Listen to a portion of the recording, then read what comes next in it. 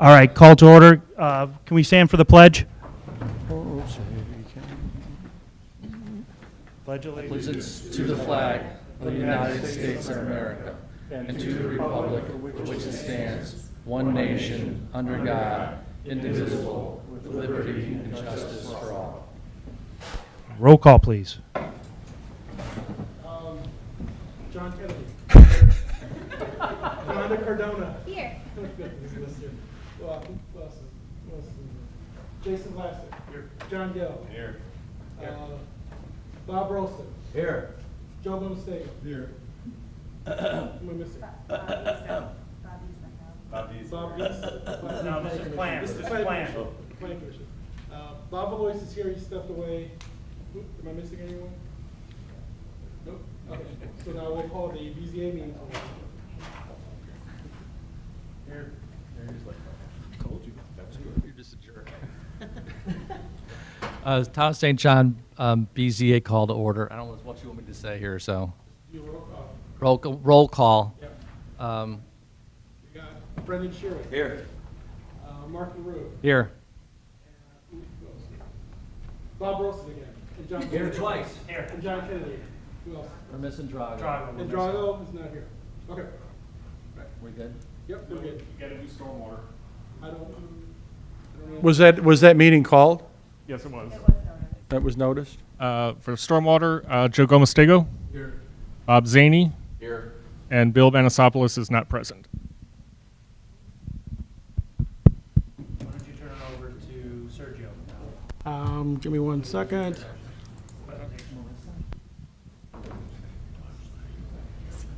I know, right?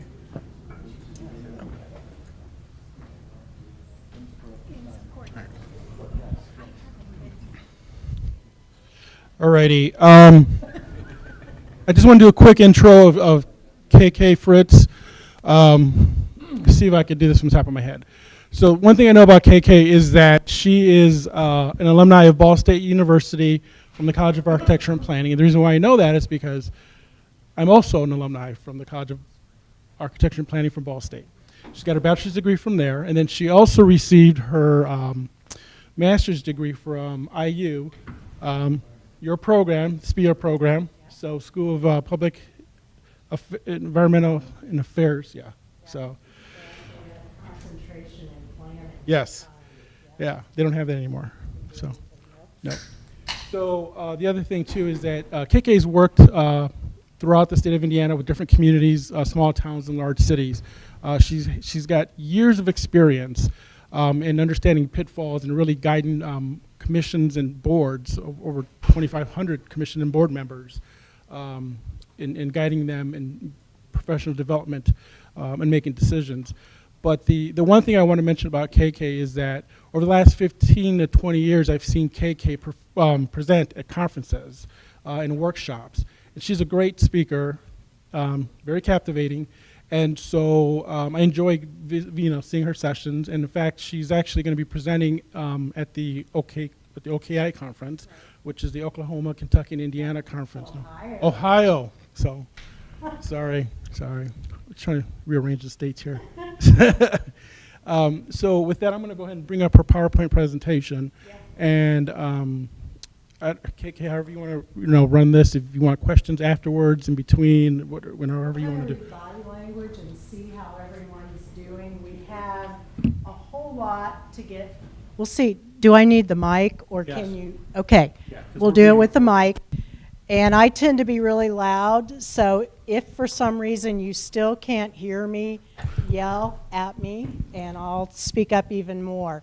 So I qualify as an expert because I'm from more than 50 miles away, and I've got like silver hair. So there you go. That's all you need to remember, okay?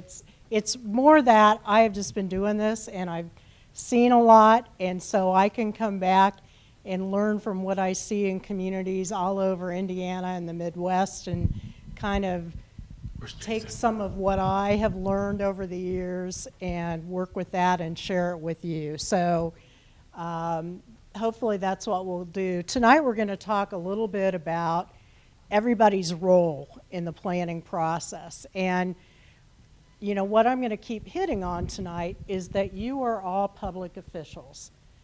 BZA members, Plan Commission members, elected town council members. What was our other board that was here? Okay, you guys are public officials. Any of you that are in these kind of publicly appointed or elected official positions are public officials.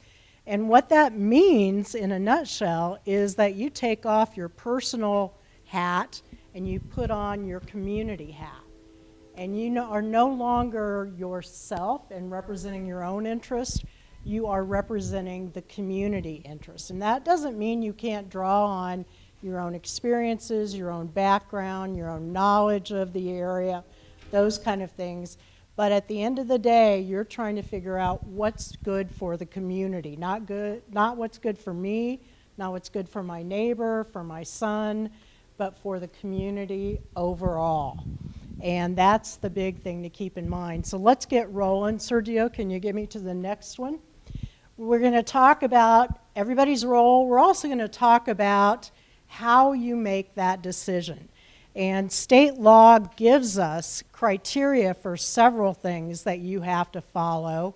And then you are able, under Indiana code, to also develop your own local criteria for some things. So we're going to talk about those. You don't just pull a decision out of the hat. We're going to also talk about ethics, because state law certainly covers that for both Plan Commission and BZA. So you probably know some basics, but I bet I can surprise you with a couple things in state law tonight. And then we're going to talk a little bit about some best practices. And these are the kinds of things that I snare when I go around and I work in other communities, or I find when I'm meeting people or going to conferences, you know, what is really working? What do we try to do to get things to turn out better, to go faster, to be less painful, to last, to make the community better? So that's kind of what we're going to end up talking about, and we're going to key in on a few things. So go on. Let's talk about who does what and what all your roles are. So on to the next slide. Again, that whole public official thing, you are representing the rest of the community. And one of the big things that trips us up at the very beginning is when you go into a meeting room and you look out in the audience and you see people here that tell you what they want you to do. You give them a chance to testify, they get up, they speak, they say, I want you to do this because I don't like this, or I want you to do this because it'd be great for everyone. They're telling you very clearly what they want you to do. But there is another way that the community tells you what it wants you to do, more indirectly, but in a bigger picture kind of way. Any idea what that might be? A hint is that it's through a policy document.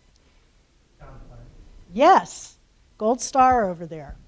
So the comprehensive plan is the guiding policy for your community. And it is meant to represent, if you do it right, it represents the whole community direction for the future, what your citizens want you to do. And let's take a minute and think about the people that show up to your meetings. They have a vested interest. You know, I mean, think about yourself. Are you going to bother to go out to something unless it concerns you or you're unhappy about it? If you're fine with it and everything's good, you're probably not going to take the time to show up to a meeting and say, hey, guess what? I just came to tell you everything's good. So you have to take the audience with a grain of salt, realize it doesn't represent the whole community. I'm not telling you to discount what they have to say. I am just saying keep in mind that they are not necessarily speaking for everyone. And we'll talk a little bit more about running meetings later tonight and get into some of that discussion a little bit more, but just keep that in mind. So always go back to the comprehensive plan. That's kind of the foundation of how we do what we do under state law and what drives you in the direction you go in your community. So very important. You have also, if you look at number 2, you have a responsibility to educate yourself about the matters. Well, what does that mean? Looking at your staff report, you know, asking Sergio if you need more information on something, maybe doing what I call a drive-by, where you go by the site, take a look, that kind of thing. Be up to speed on what's being requested. Take a look at your ordinance every once in a while, that kind of thing. But the other part of it as a public official is we have a responsibility to educate the public about what we're doing. When they come in here, this may be their only contact with the city or the town of St. John, is when they come to a Plan Commission or BZA meeting. They have no idea why you're making the decisions you are. So again, we'll talk about this in more detail later on, but it's our obligation really as public policy, public official folks to let them know, here's why we're doing this. The state law says we have to base our decision on this, or we have to approve this because it complies with all of our local ordinance standards. So we give them some idea and we educate them. We educate them with the materials we send out in their property owner notifications. Okay, we educate them with what's on the town's website. All those things are important, and it behooves us to do that. We get happier people if they understand why you're doing what you're doing, and it also just will make your process a little bit easier. And then the last one that I want to, number 3, sorry, is to support the process. So again, the whole community outlook, we're doing this for the public good, for everybody. That also means we're supporting each other. So Plan Commission and BZA should not be at cross purposes. If BZA is seeing way too many variance requests on a certain part of the ordinance, then BZA should say, hey, Plan Commission, Town Council, there's a section of the ordinance that we think may not be working right. So we support each other, we give each other feedback. In a formal way is fine. Ask staff to bring this up at the meeting, or your member who serves on both Plan Commission and BZA. I thought I heard a double I'm here over there, yeah. So you're kind of a liaison by default between those groups. And then number 4, make a defensible decision. For God's sakes, don't do something stupid, okay, in a public meeting. That's what it boils down to. And I have seen so much stupid over the years. I can't even I could tell you stories that would make my hair really curly. So it's, you know, remember it's a public forum. You're representing the town. Don't do something that is going to get the town sued. That's what we're saying, right? Follow your rules. Don't speak out of turn. Stay on topic. All those things. Common sense things, right? Okay, next. So again, we all, I think, agree, head noddings, improving our community is why you're all doing this. Yeah, okay, I didn't figure there was anybody who signed up to make St. John spiral down into a pit of hell or something. So, okay, good. We're doing this because we want to be proactive and not reactive. The whole idea of planning, having a comprehensive plan, is because we're thinking about the future and how you get there, not just reacting to whatever's going on around you. All things that you public officials have to think about in slightly different ways depending on your role. You also have a responsibility to the town to make sure that the growth that's happening is not inefficient and not wasting resources. What do you think I mean by that? Inefficient growth, what would that be? Could it maybe be growth where you don't have the infrastructure in place? Could it be growth that's like jumping into areas over adjacent areas, things like that? Some communities, I don't know St. John well enough to know if that's an issue, but it is a responsibility. You only have so much land in your community. As a town, it's possible to annex more, but that gets harder all the time under the state legislature. So with this land that we have to do the best that we can for this town's future. We have to balance it. We have to make sure we can serve it, that it doesn't cost the taxpayers too much, et cetera, et cetera. Let's see. So I think we've got that. Let's move on. So let's first start about our elected officials' role. So they're elected, which makes town council a little bit different. Who is on town council that's here? Did anybody stick around? Okay. I knew I got a card. I couldn't figure out where you were. Okay, there you are. So you got elected for this job, and state law gives you and your colleagues certain powers as the legislative body. The powers that you get under Indiana law is the power to adopt the comprehensive plan. Plan Commission can work on it, they can put it together, they can have the public hearing, but state law says it's the legislative body that must adopt it by resolution. Also, when it comes to local codes, just like other local codes, the zoning ordinance, the subdivision ordinance are also local codes.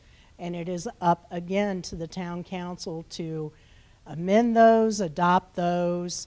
Obviously, you want to do some coordination, Plan Commission members, right? If you're doing something, you want to make sure town council knows about that, knows it's coming down the street, is involved in it if it's a big enough issue. But that power officially is, again, assigned to the town council. If there is a zoning map amendment, which we call rezonings, that is also a final decision made by town council. And then when we have appointments, how many of you were appointed to your BZA or Plan Commission position by town council? Okay. So there's also some power in making appointments too. So there is a further amount of power in figuring out who sits on those other decision-making groups. And then number 6, the dollar sign, right? If you want staff, if you want to update a plan or do something special, hire a consultant, you need money to do that. And where do you go to get the money? In the annual budget, right? So that again is town council, another good reason to keep them on board and apprised with what's happening. And then I'm just going to be honest, it gets kind of weird with town council in the region. And the reason is that this area up here is the only part of the state where BZA decisions go on for final approval to the town council. Other parts of the state, they do not. I was talking to Sergio and I said this was a law that was enacted before my time. I think it has to do with the Illinois influence, but that's our best guess. There's really not enough old planners left and old lawmakers around to know. So if anybody knows that, let me know for sure. But other parts of the state, the Board of Zoning Appeals makes a decision. They're quasi-judicial.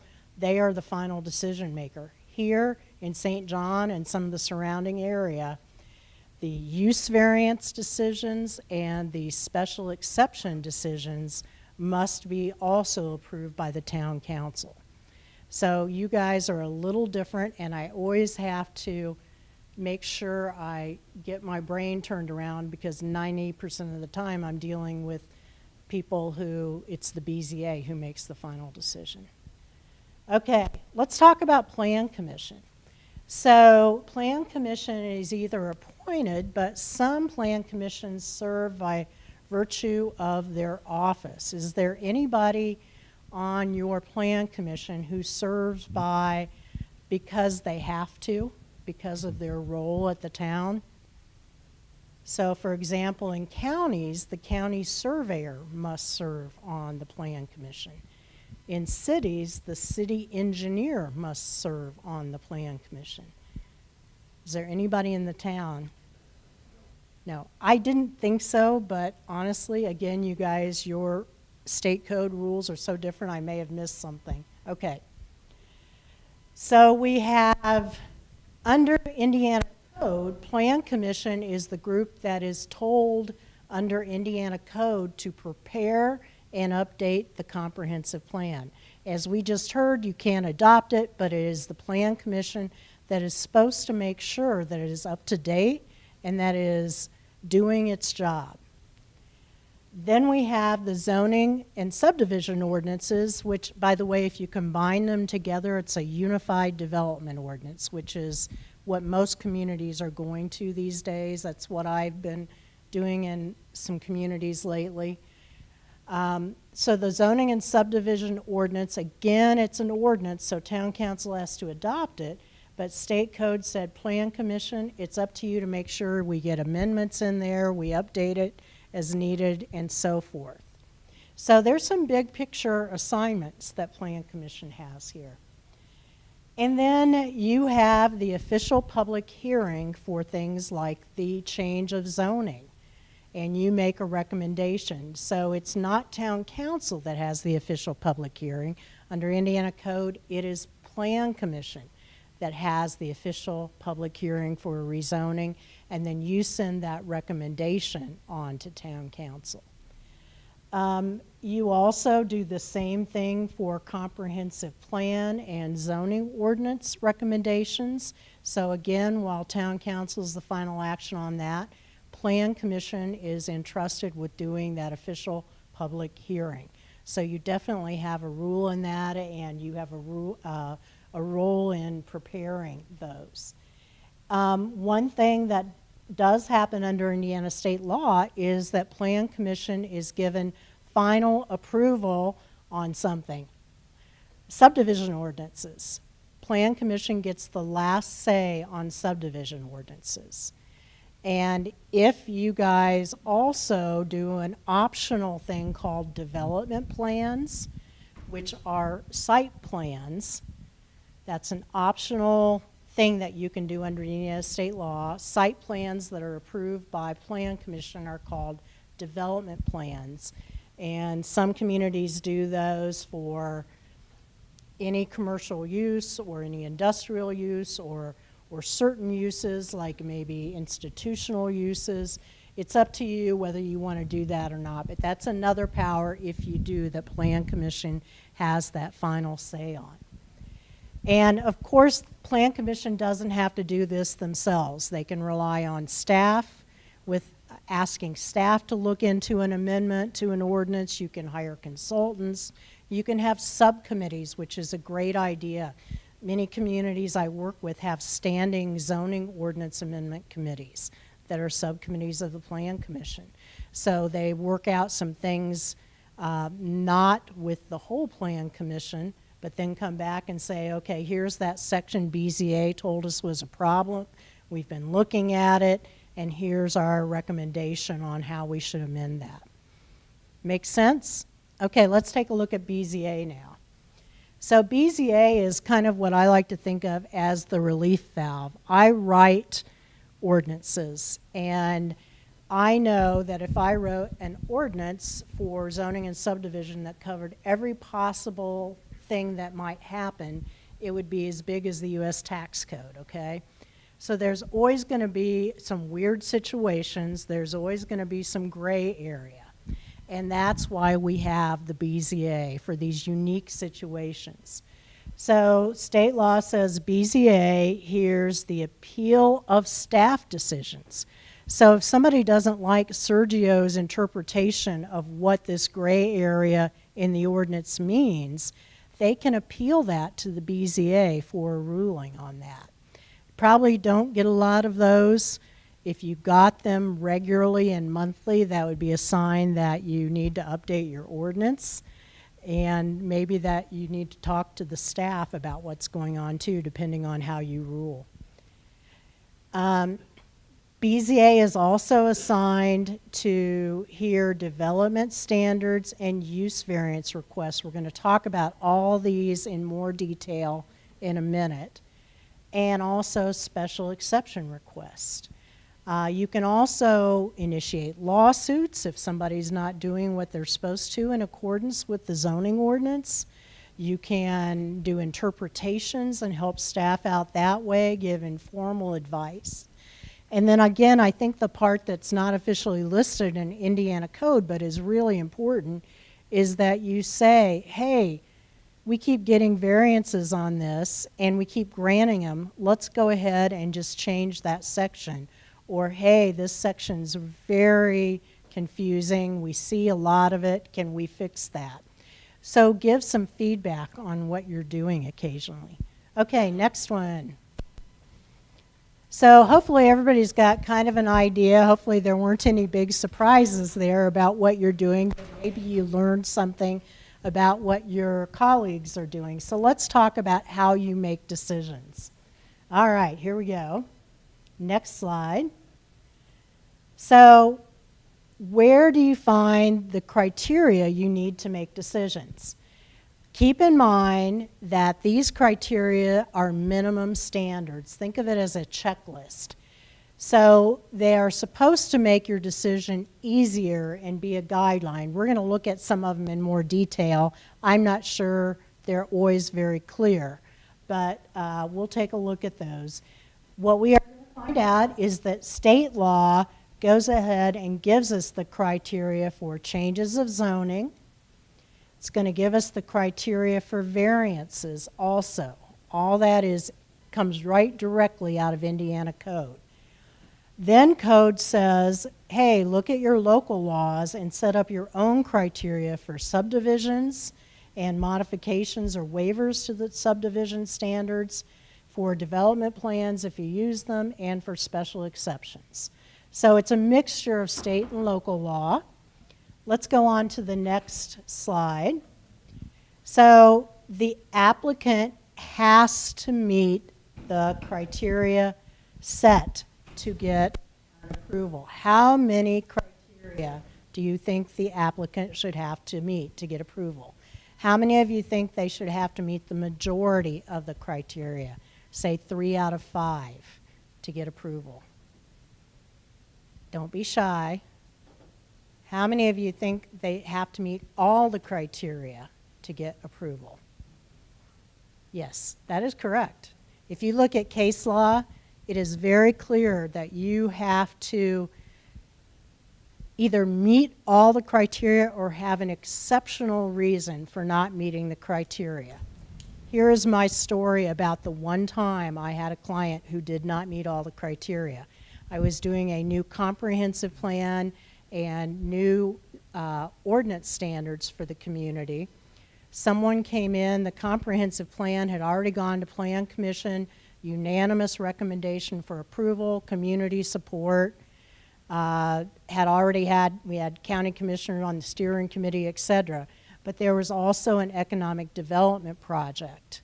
The economic development project needed a change of zoning. The comprehensive plan they had on the books still technically was so old that it was like over 25 years old. And so it was not current at all.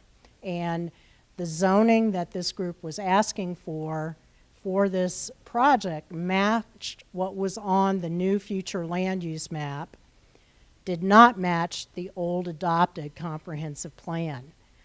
The leadership got together, we sat down, talked to the attorney. Everyone felt comfortable enough that they wanted to go ahead. This group, because it was an economic development project and the state was involved, there was no time to waste. So it could not be postponed until the public hearing could happen with the county for adoption. That was a very, very unusual situation. We knew there was going to be a plan that was going to be adopted that was going to support this decision.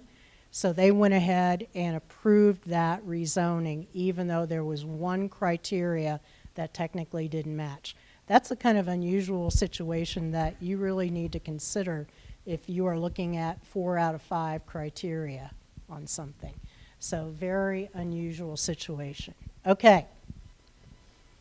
So if you look at all the different things that you're supposed to consider, whether it's the Plan Commission looking at things for changes of zoning, whether it's the Town Council and the BZA looking at a use variance, all those different things, the most common denominator is, guess what? What are we going back to? You can read the slide or your paper. Somebody say it. Oh my God, get these people some caffeine and sugar. Come on. What is it? Begins with a C. Comprehensive plan. That is the common denominator that you see over and over. Well, what that means is if you're basing decisions on that, you need to have an up-to-date one. It needs to be regularly updated. It needs to be funded as necessary. It needs to be amended as necessary. And here's the other thing that communities often don't realize. The comprehensive plan does not have to just be the one big comprehensive plan. Other community plans can be part of that comprehensive plan. A park master plan, thoroughfare plan, downtown plan. As long as you go through the same adoption process with the Plan Commission and Town Council, they are officially part of the comprehensive plan.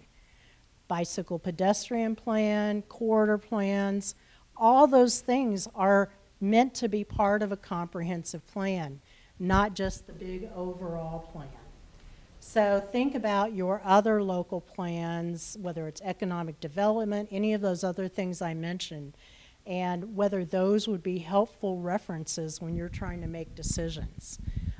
And I really think that if they have not been adopted, you need to look into that to make them official. Okay. So when we look at subdivisions, let's tackle that one first. Who does the decision making on subdivisions? Who are my Plan Commission members out there? Raise your hand. Oh my God, do you not have enough energy to raise your hands? Come on, people. All right. So you don't have any state law criteria for subdivisions. You are told to set those criteria in a local document, which is, ta-da, your subdivision ordinance. It is your subdivision ordinance that sets all your local standards. And that is why your subdivision development standards for St. John are going to be totally different than the ones maybe in Brown County, Indiana, or in Gary, Indiana. Everybody has their own standards for streets and lots and drainage and other things. So you get to set the standards that make sense in your community. And the only criteria that you have is compliance with the subdivision ordinance. So as long as a proposed subdivision complies with the subdivision ordinance, you have to approve it. What do you do if you've got a room full of people who say, I really liked looking at that open field, my kids could play there and the flowers were pretty, and you've got 100 people who don't want you to approve it, but it meets all the standards? What do you do in that case? You have to approve it. You hide afterwards because it's a small town and everybody knows you. But yeah, there's no gray area there. If it meets all your standards, you don't have a choice. It's not a do I like the developer? It's not any of that kind of stuff, or the neighbors don't like it. It meets every single thing we've asked in this ordinance. So if you get a subdivision you don't like, but you have to approve it, go back and change your subdivision ordinance. Figure out what it is that you don't like. That is the worst thing we do in Indiana. We're really, really lazy, and this is throughout the state, about updating our local ordinances. So we live with these decrepit old zoning and subdivision ordinances for years without ever fixing them. And the result is we get stuff we don't like. We get stuff that doesn't match our vision from the comprehensive plan for what we want in a community. So I'm not saying you have to rewrite the whole thing at once, but start chipping away at it. Are we not getting the sidewalks where we should? Are we not getting the landscaping we want? Are we not getting whatever? And start rewriting those pieces to make them work for you. So that's subdivisions. Any questions on that one real quick? Easy job, right, Plan Commission? Yeah. Okay, next. So with subdivisions, if you have a developer who doesn't want to follow something in the subdivisions, they don't go to the BZA. They actually ask the Plan Commission for a waiver or modification. And you are to come up with your own criteria in your ordinance for those waivers or modifications. And it is meant to be something that is unique about the property. It is absolutely not meant to be, I don't want to spend the extra money to do this. It is meant to be, the city took extra right-of-way from this property, so I don't have enough room now to do what I was supposed to do, or there's a very steep slope here, or it's a triangular shaped piece of property that doesn't work as well with the road layouts, whatever it is. It's something that's unique about the property, not about the developer's preferences. Okay, that's really important to remember that. But you set your own criteria. So you set those criteria, you follow it, but it's not the BZA this time. For subdivision things, it's the Plan Commission that are the relief valve, that gray area. Okay, let's talk about rezonings. Rezonings are Plan Commission, and Plan Commission does what? What do they hold at their meeting? Public hearing, right. And you make the recommendation, Plan Commission, to the town council. Both the town council and the Plan Commission have to look at these 5 things according to Indiana code. What is number 1 on the list there? Comprehensive plan. I told you that's going to keep showing up, right? So when we're looking at the comprehensive plan, what plans can we look at to see if it's matching? The big comprehensive plan, right? What else? Anything else that's been adopted after a public hearing by the Plan Commission and adopted by the town council. So again, if you've got a downtown plan, a park master plan, any of those things, those can become part of the consideration there. When you look at the comprehensive plan for guidance, what section should you look at? Well, I like maps, so I always immediately go to the future land use map if communities have them. Under Indiana law, you actually don't have to have a future land use map, but most communities find it helpful to do that. I also like to look at the goals, objectives, and policies. If you've got goals that say things like, we want to provide neighborhood scale commercial near residential areas, and somebody's wanting a rezoning to provide neighborhood scale commercial near residential areas, that's something you should be aware of, right? So look at those sections when you start looking at the comprehensive plan. We also are supposed to be looking at current conditions and character of what's around us. So how does this fit in is basically what number 2 is asking, right? How does this fit in with everything else? Number 3 is what some people call the highest and best use. I don't particularly like that term. Don't know that there always is a highest and best use, but is this a desirable use, or are there things that would work a whole lot better? If we're looking at a change of zoning, is there only one use in that zoning district that might make sense here? Or does it make more sense for this whole zoning district to happen? Number 4 is property values. That's easy, right? I can't tell you how many times I've been in meetings where I see during the public hearing portion of a zoning change meeting where somebody will step up and say, I'm a realtor, if you approve this, it's going to make the property values in this area skyrocket. 5 minutes later, another realtor stands up and says, if you approve this, the property values are going to plummet. It's going to be the worst thing you've ever done. And you're sitting there going, what's going to happen? Who do I believe? What do you do in that situation? Ideas?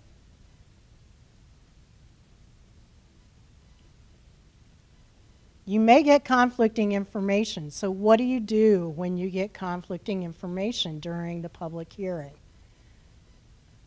Count on professional staff to give a recommendation. Okay, that can help. You can ask some things you can ask staff to check on, particularly things like, you know, drainage, traffic counts, things like that are numbers kind of things, yeah. You also sometimes just have to go with your gut and your experience. So if you've lived in this town for a number of years, you may have to think back to similar situations, think back to other things in that community, and you may not always know exactly, but you're going to have to say, most likely, this is going to be the outcome. This is a tough one. I think that's one of the harder ones on here. And then number 5, responsible development and growth. This kind of goes back to that thing I was talking about earlier about public officials having a responsibility to make the best use of your local resources, your land and everything. So here we're talking about responsible growth and development. Let's develop where we've got the infrastructure to do it. You know, do we have the roads wide enough? Are the connections in place here? Do we have big enough sewer lines? Those kind of things. Those are important considerations. So these are not optional. You don't pick 3 out of 5 of them. All 5 is what Indiana Code says, and case law backs that up. Okay, that's rezonings. Let's take a look at the next one. You guys are going to have to raise hands on this or discuss it or something. So let's do a little pretend exercise. 10 acres of undeveloped land that is zoned residential right now. Somebody wants to zone it industrial. It's on a local level street, like a 2-lane, okay? It's adjacent to other residential property, row crops, some low-scale commercial. You have a new comprehensive plan. You look at the future map, land use map, just like KK said you should do, and it shows on the new map residential. Now, you know that also when you look at the goals and objectives and policies, your new comprehensive plan says industrial development should be on bigger roads. But you also know the town really needs economic development. You need more tax base, you need more jobs, and there's a lot of pressure on that. What do you as a plan commission member do on this situation? How do you vote? How many of you would vote to approve the rezoning to industrial? How many of you would vote to deny the rezoning to industrial? All right, that is what you would have to do just based on what I'm giving you here.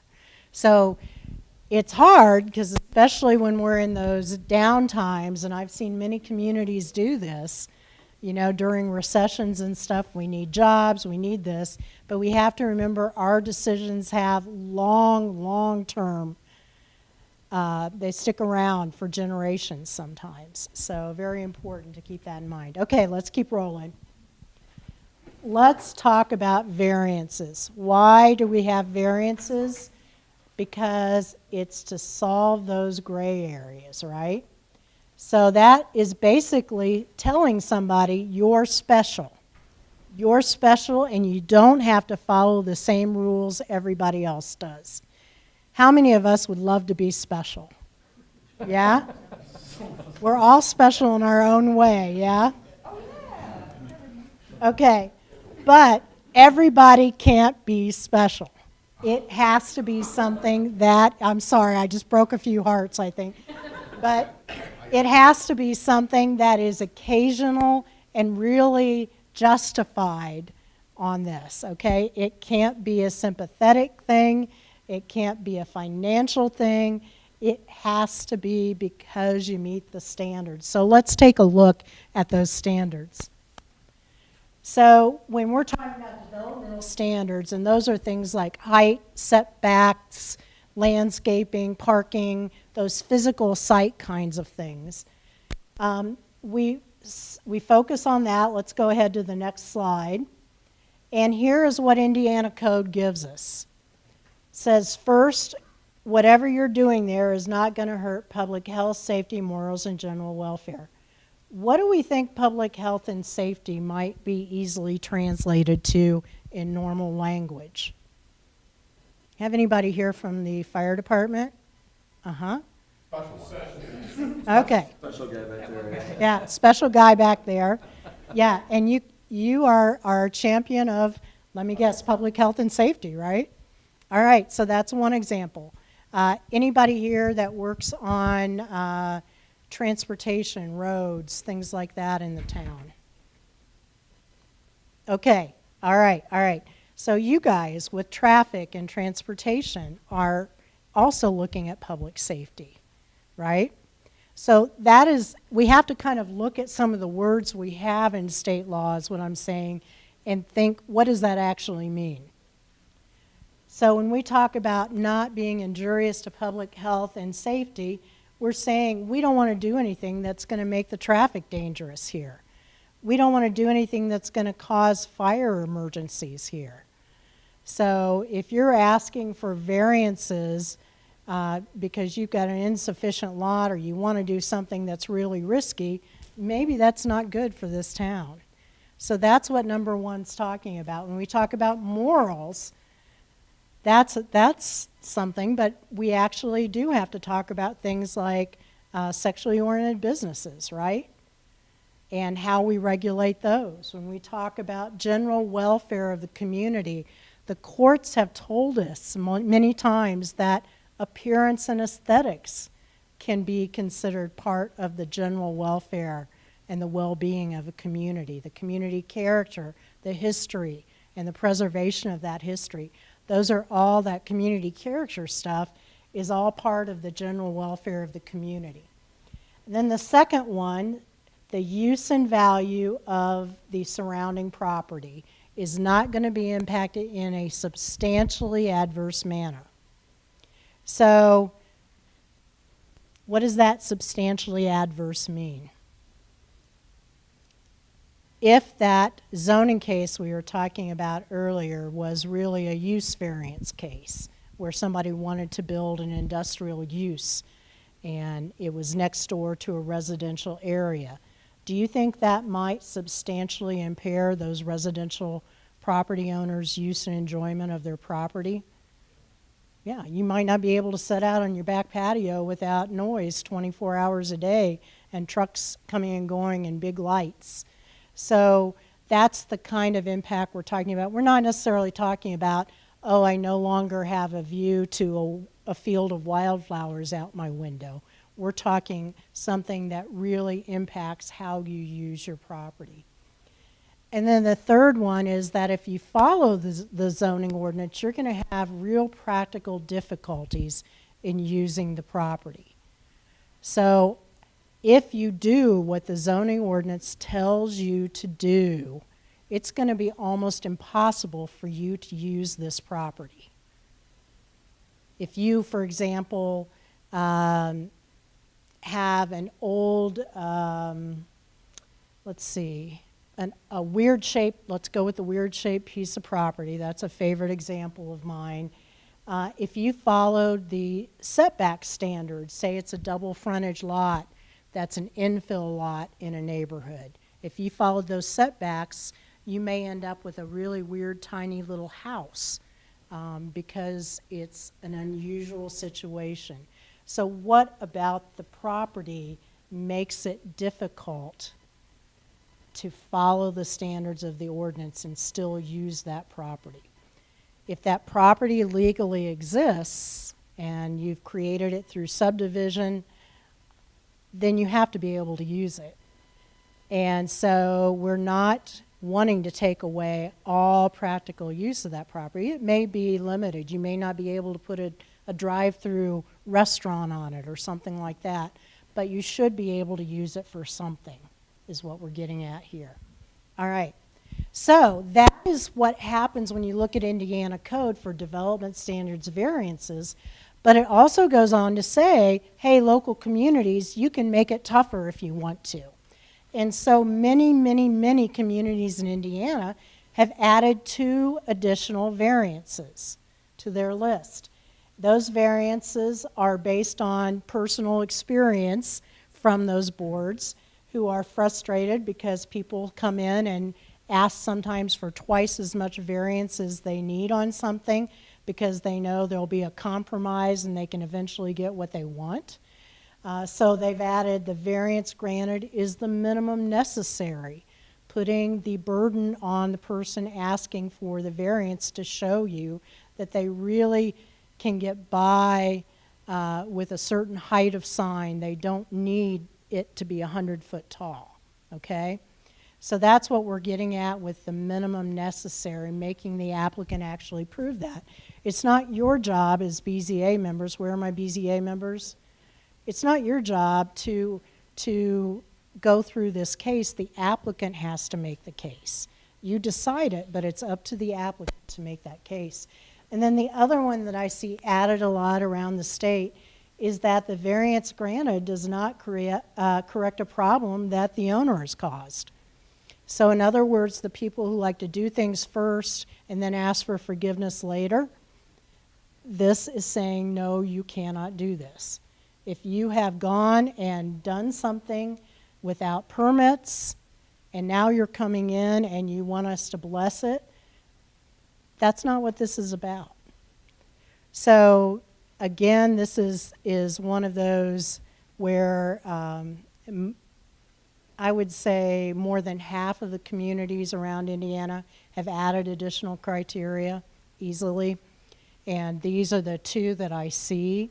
Sometimes they're combined into one, but usually the BZAs are much happier when they have done this. So if you want to do this, you go into your zoning ordinance, you amend your zoning ordinance, the Plan Commission has a public hearing, not the BZA, but the Plan Commission, because it's an amendment to the zoning ordinance, and then who adopts that amendment? Town Council, right.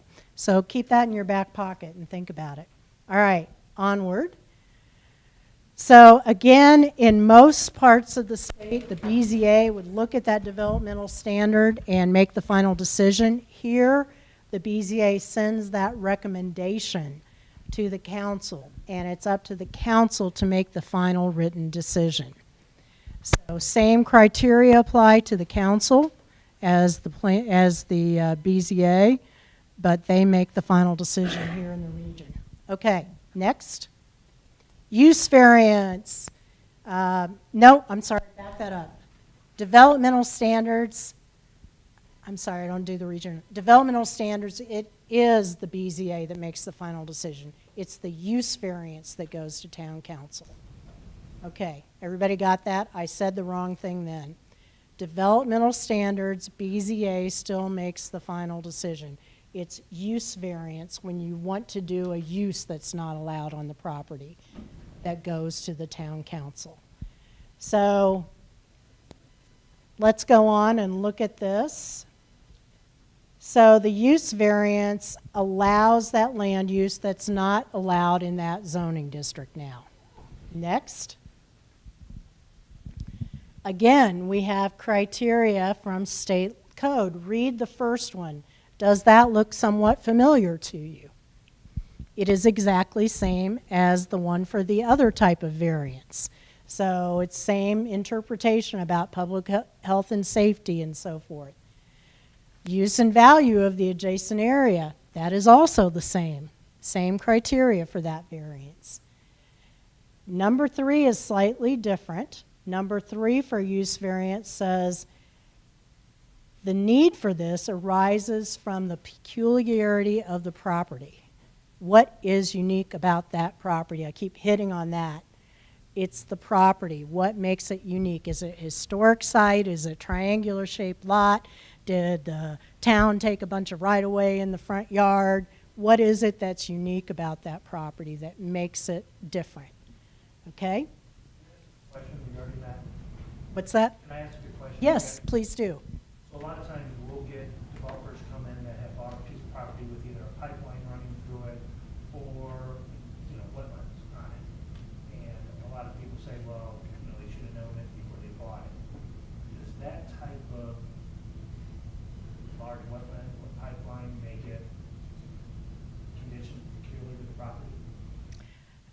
Okay, a couple things here. We actually are, if we have time, going to talk about that very thing. When we look at making a decision, there are different pressures that we all face, and one of them is pressure from the developer to make a decision that makes them a profit. So they want to make money on what they're doing, and they're going to buy the cheapest land they can to do that development, which may be things that have some issues like wetlands on them or a pipeline or something like that. If that has the proper zoning, okay, I'm getting big. Wait a minute, Sergio, let me bring you the microphone. I'll speak into the mic I have Okay. here. Jason wants John to repeat the question. It wasn't caught on video or on the mic. So can you just repeat the question? I'll repeat Yeah, the Jason question. needs- Okay, yeah. So the question was, you've got a developer who comes in and they have a piece of property that has something like wetlands on it or a pipeline easement on it or something like that, that makes it kind of a tricky piece of property. Is that what number 3 is talking about? It might be, but I'm saying that you are under no automatic obligation to grant them a variance because they bought a cheap, hard-to-develop piece of property. They may have to look at different uses on the property, and it may not be their number one use that works on that property, okay? They want to make a profit. They are going to ask you for variances often just to bring their costs down. That's how it works. And the town has to look at the overall good of the town, the future of this town, what's going to be best for the town as a whole. Do we expect that property to be developed based on what the comprehensive plan says, based on the fact that we've already granted a subdivision approval on it, based on the rezoning on it? If all those things are yes, then probably we can take that into account. But if they're asking for variances at the same time they're asking for 20 other variances and a rezoning and a subdivision, we may want to step back for a minute and say, let's look at the bigger picture on this and see if we're getting the cart in front of the horse on the variances. Basically, what you're saying is that let them do the homework, not us do the homework. That's exactly right. That is a very good way to see it. And it is so true. In too many communities, developers show up and they expect you to do all the work. And that's really not what the intent is. They're applying, they're the applicant. They're the ones that are asking you to do something. They have to make their case. It's not up to you to make their case for them, okay? I think they should come in and know the answers to each one of these criteria. And that should be part of their application and justify it, not just to say no or yes or whatever, but because it meets this criteria, because number 3, I need this variance because what's peculiar about my property is that you came in and you took 25 feet of right-of-way off the front of this lot when you widened the street, or whatever it is. Make them justify these criteria. That is not your job. So, very good question. Now, on this one, we have more criteria from the state, so let's take a look at the other 2 criteria. The 4th one is that if they follow the zoning ordinance, it's not going to be an unnecessary hardship for their property. So very similar to what we were talking about before, can they still develop this property? Even if it's not their number one choice, if they can still develop it with one of the uses that zoning allows, that's not an unnecessary hardship. That's not a taking, okay? They can still develop it. It doesn't have to be their one dream use that you have to bend over backward to let them do. And number 5 is that, guess what? Comprehensive plan popping up again. So those things all come directly from state law. This one, use variances go to town council. I'm getting myself straight on that. So BZA and Town Council are both following the same standards there. Okay, I know this is not super exciting stuff. We've got another one here. We've got so much stuff that we're going to skip this one and go on to special exceptions. Special exceptions are case-by-case reviews. So these are unique uses, and it's up to you as a community to say, in St. John, which land uses are the tricky, unusual uses that we want to look at on a case-by-case basis and make sure they actually fit on that site. You know, an easy one might be a drive-through. Let's think about that, a drive-through restaurant. You may not want a drive-through restaurant on a lot that is substandard in size, that's on a corner lot with poor access, you know, things like that. So you think about that. Or on the converse, you may want to look at some of the really big institutional uses. You may want to say, if we ever had a hospital that came to St. John, we might want to look at it as a special exception and make sure the site makes sense with circulation and everything that's going to happen there. So it's up to you to determine which those are, and it's a case-by-case thing. Often it's what I call the tricky uses. It can be NIMBYs, or it can be just very unique uses, like institutional uses often fall into that category. So that is what a special exception is meant to do. KK, can I add something real quick? For the town of St. John, special exceptions, most cases come out of the overlay district. Okay. So the established overlay districts, US 41 overlay and the 231 overlay districts, is really where a lot of these special exceptions come out, because the town is interested in having a more limiting focus, a little bit more yeah, on what's on some of these happening. land Yeah. uses that come in there. So. And that's a fine way to use that. It's a tool. It's a good tool. And it's one that's locally driven because you figure out what those uses are. Let's go ahead and take a look at the next law. So again, it's up to you to set your own standards. What are the criteria you're going to use to decide if it works on that site? So the best practice is to have a set of standard criteria that you use for all special exceptions, but then some special exceptions may be so unique that they need additional criteria. And, you know, one I can tell you that I've worked a lot with in some of my rural communities over the last few years would be wind energy, okay? That is a very unique use, and it has some very unique standards that go with it that would maybe not be covered in normal criteria. So things like that, you may have to go in and make up additional criteria for some of these tricky uses to make sure that you're really looking at the right standards for them.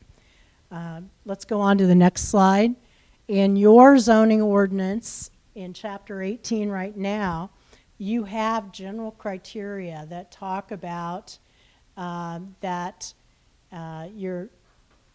you're probably going to find familiar, because the first one is it's not endangering public health, safety, morals, welfare, that kind of thing. That sounds familiar to us, right? So BZA is familiar with that. The second one is that how it's going to impact the property around it. That also should sound pretty familiar. We can see where these came from. The third one talks about that this would not upset normal and orderly development. So that also is something that makes sense. Let's take a look at the next slide. That it has to, this is different, it has to comply with reasonable time limitations on when it begins. Number 5 talks about adequate utilities, roads, drainage. That's very common. I see that in most communities. Sometimes it's broken apart into pieces, but it's basically making sure that you have whatever unique infrastructure you need in place for that use. The infrastructure you need for a new high school, for example, may be very different than the infrastructure that you need for a drive-through restaurant. So just looking at it case by case. Ingress and egress is number 6. That's also extremely common for local communities to add that, making sure that whatever the use is, that the ingress, egress, circulation are appropriate for it. And then the last one is that it just conforms to the zoning ordinance. These are general criteria. I would encourage you to go back and look at your special exceptions and just take a look at them and say, and BZA can maybe speak from experience on this. Are there any of them that are unique or tricky and maybe need to be dialed in a little bit more with some more specific standards? And you don't have to reinvent the wheel. Many of these things you can find other communities around Indiana have already done a lot of homework. I'm not telling you go off and adopt Crown Point's ordinance, but I'm saying you can do some research and pretty quickly find how other communities regulate similar uses and what they're looking for. Okay, so you do have to formally document your decisions through findings of fact. I am assured that you do findings of fact, so that's good. Many communities are too lazy to do them. Your minutes do not do that. So that's the official record. Good for you. Going on to the next slide. There is a tool I want to talk about real quick, and it's a written commitment. A written commitment is what I would call a permanent condition for a site.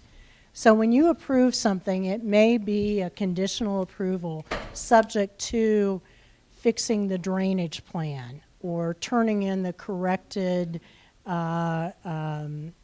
subdivision plat for staff review or something. That is a temporary normal condition. A permanent condition might be something that is meant to be something always there for this approval.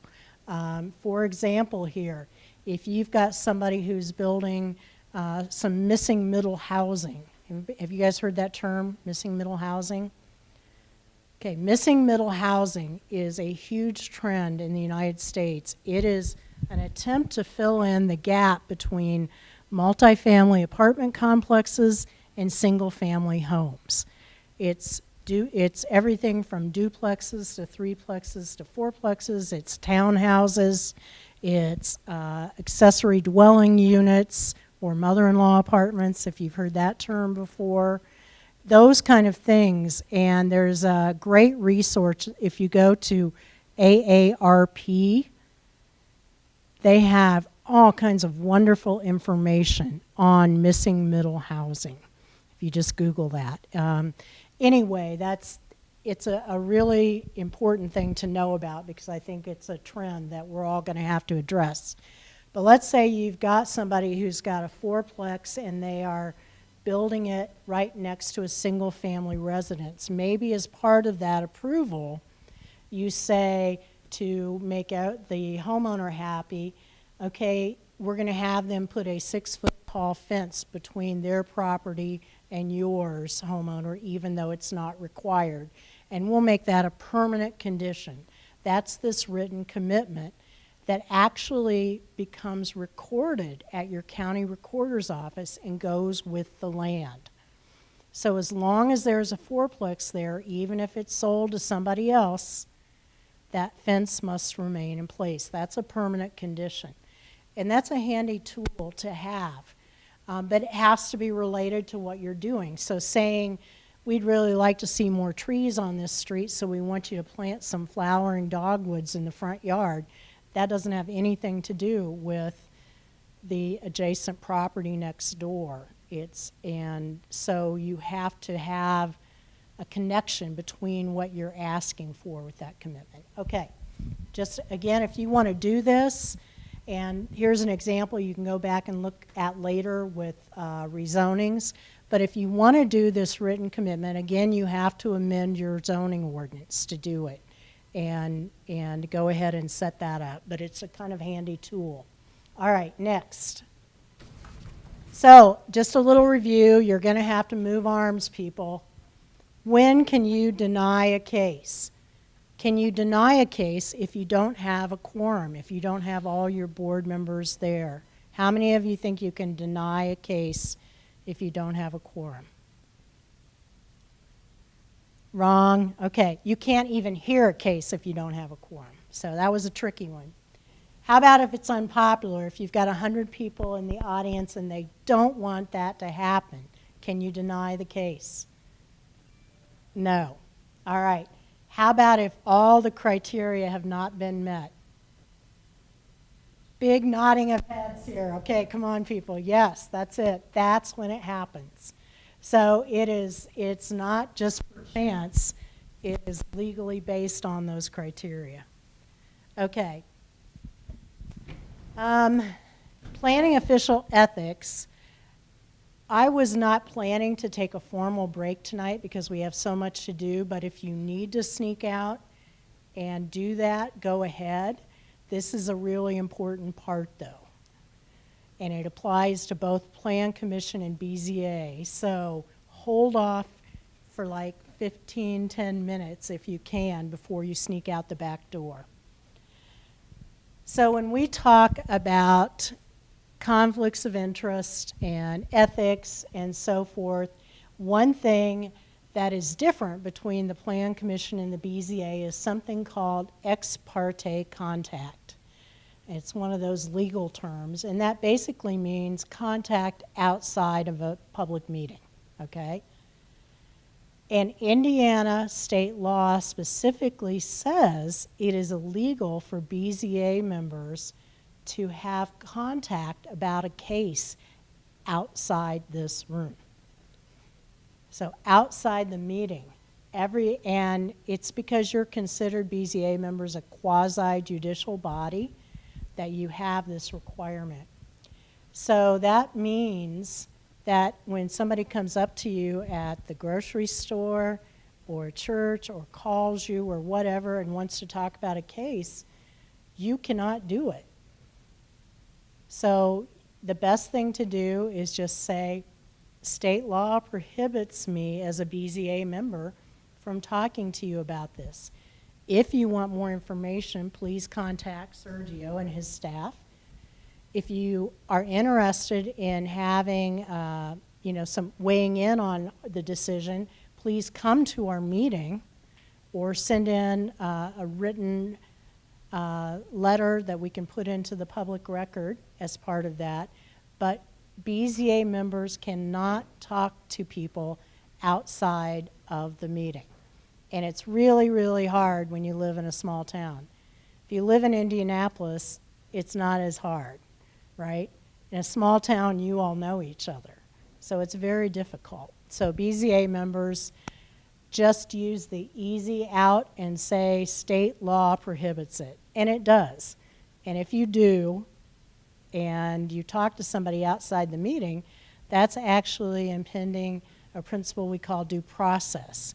And that can lead to the town getting in trouble and suits and lawsuits and stuff that I don't think you want to get involved with. So be very careful about that. Now, it does not say the same thing for Plan Commission. My advice is for Plan Commission to do the same thing. Even though state law doesn't prohibit it, it makes sense to try to put everything within the public venue, if you will. So if you can't avoid this contact, I had a guy tell me a story one time about getting a haircut, and he's in the barber's chair, and the barber starts talking to him. He's got half of his haircut. You know, he can't get up and run out, and the guy won't stop talking. So sometimes you can't avoid it, but you put it on the record at the public meeting and say, you know, Joe Smith asked me about this and indicated he had some concerns about it. I asked him to come to the meeting. Get it on the public record so that there's no future concern there. To avoid that, that also means you're not going to go on a field trip with an applicant or a neighbor, right? You can do the drive-by kind of site visit I was talking about, but you can't meet with them on your own. Don't initiate. If you need more information, ask staff, don't ask the applicant. And also beware of this ex parte communication, not just in person, but by emails, text messages, phone calls. That's become a big issue in the last 10, 15 years, is that whole electronic media piece. So again, you may not agree with this, but it's the state law requirement for BZA, and it's good advice for Plan Commission. All right.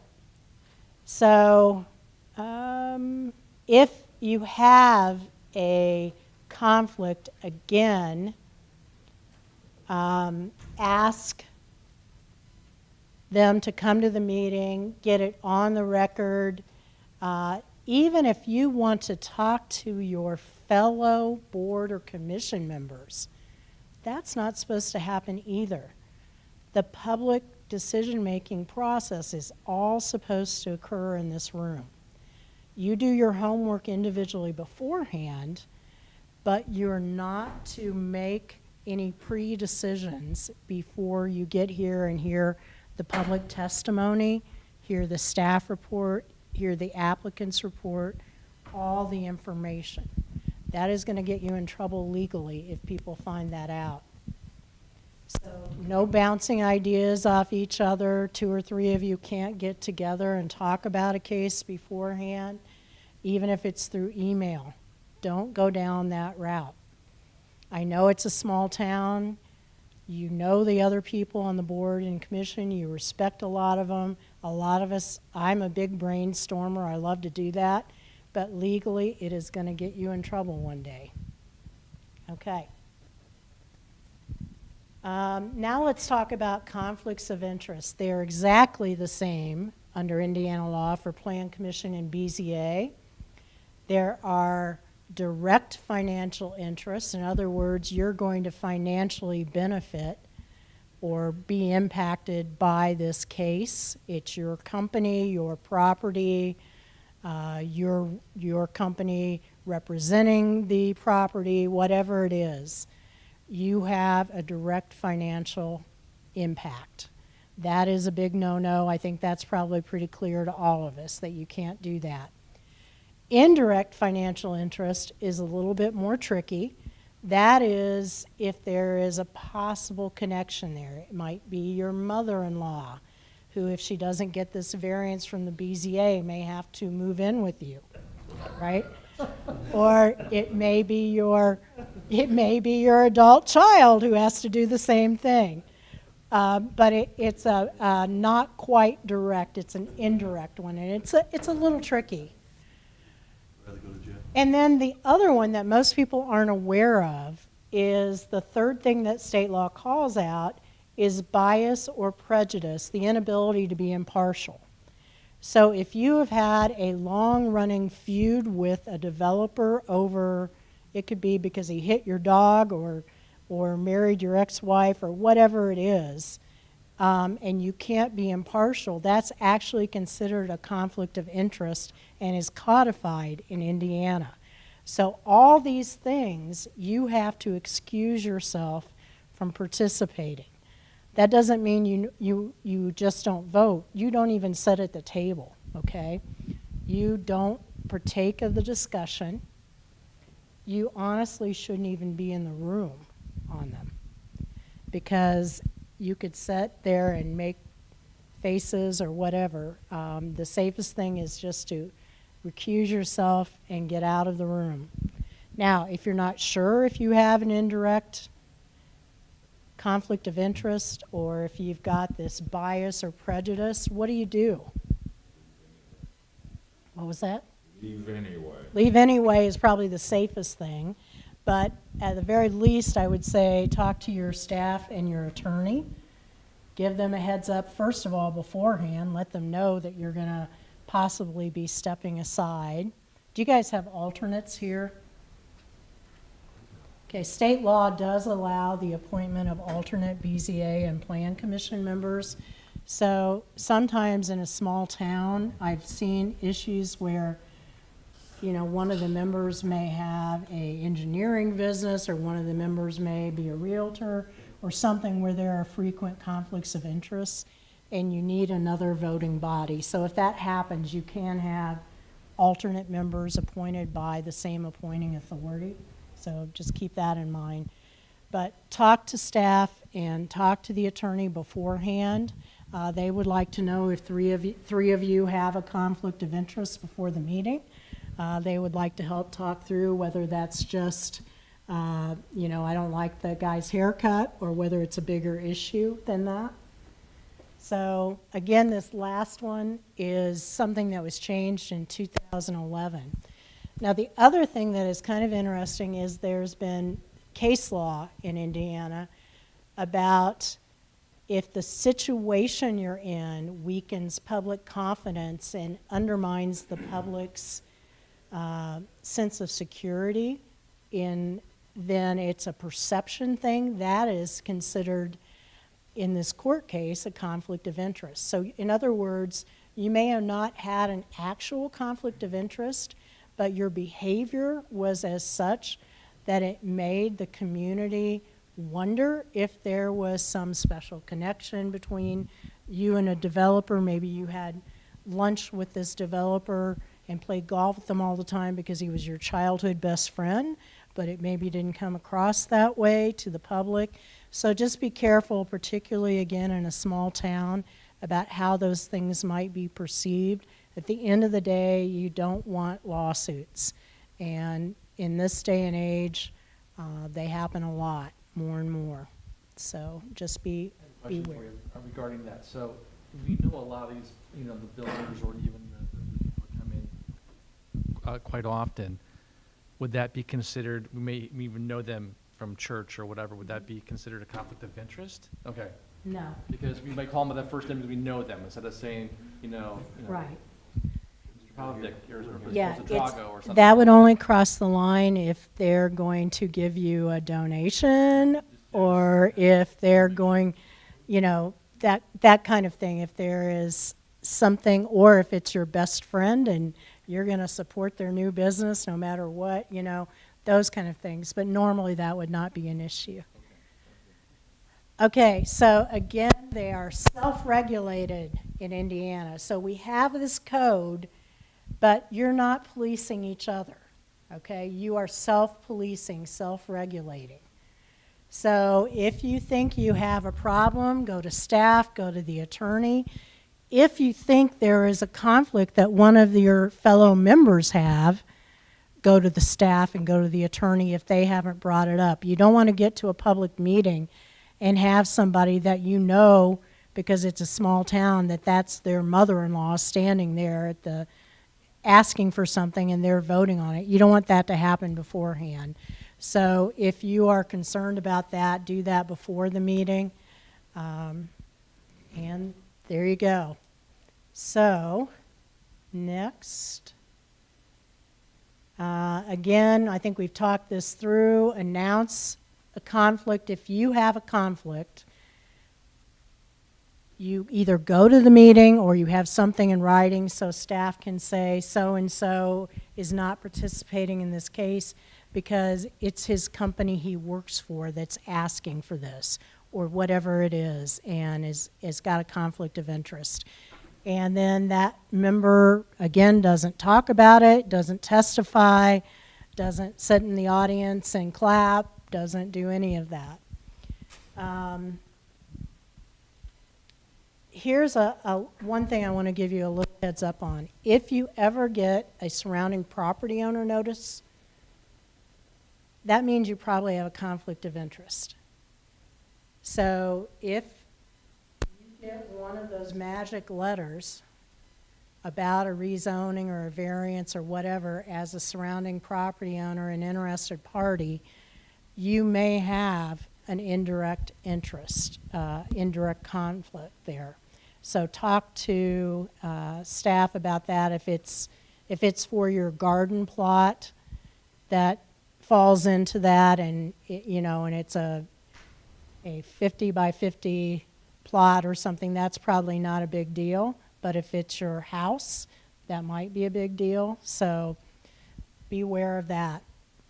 Okay, let's go on, and we're gonna, anybody need to take a break, this is the time to do it. We're gonna get into best practices. You're all being really good. I am covering more material tonight than I normally do.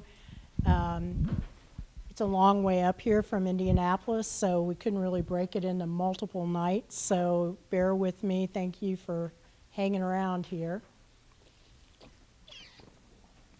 Kate, would you explain how to go about reviewing a PUD?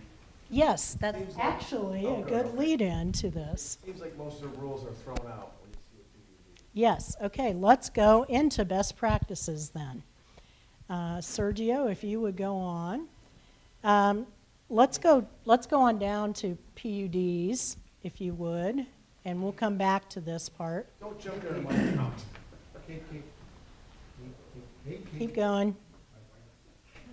Kate, can I ask you a question before we move forward? And I hate to do this, but don't worry about it. There we go. I don't have to grab the mic. Whoa, okay. Listen, is this exercise that we're going through, can the town present this to the developers and the builders? Invite them to an event like this, because it will help us, help them, help us.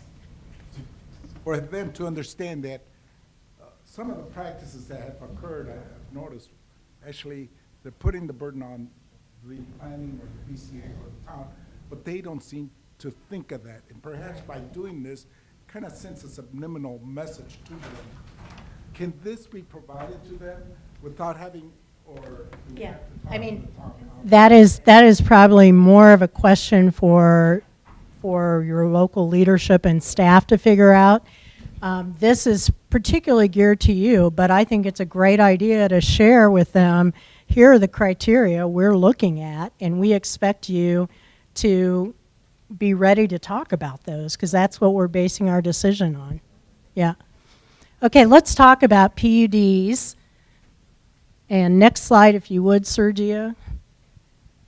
So PUDs are a type of zoning that was invented many years ago to allow really unusual, flexible, creative kinds of land use to happen. And really good examples for you are mixed-use development, which would not normally be allowed by our straight zoning districts. You wouldn't normally be able to have a building where you've got commercial downstairs, retail, and residential upstairs in a zoning district. So mixed-use development is something that was envisioned to be a planned unit development. Cluster or conservation subdivisions, I know you have some of those in the area where you have the open space that's preserved and the same number of houses that are on smaller individual lots. That's a creative type of land use. Those kind of things are what PUDs were meant to be. But what's happened is we have these old zoning ordinances that either don't work very well, so we try to write something else up to get what we want instead of amending that, or we have developers who don't want to follow the rules in the ordinance, and instead of asking for variances on things like lot size or whatever, propose a PUD. So these are something that have become kind of a nightmare, honestly. They are not at all what they were originally invented to be. They have morphed into an unrecognizable kind of thing. I live in Indianapolis, but near Fishers. Fishers literally has hundreds of planned unit developments. Now, how easy do you think over time it is for staff to keep track of what is in each PUD zoning district, especially 10 years, 20 years after the fact? It's a nightmare. Yeah, it's absolutely impossible to do. So it is definitely not a road that you want to go down. They've been overused, and so they've become something they really aren't. So what can we do about that? Okay, next slide. Best practices for planned unit developments would be, first of all, going in and fixing your outdated zoning district. What is it that's different in these PUDs that are coming in? Is it lot size? Maybe you come up with a zoning district that has a smaller lot size or whatever. But look at that. Also, we should have basic standards for planned unit developments.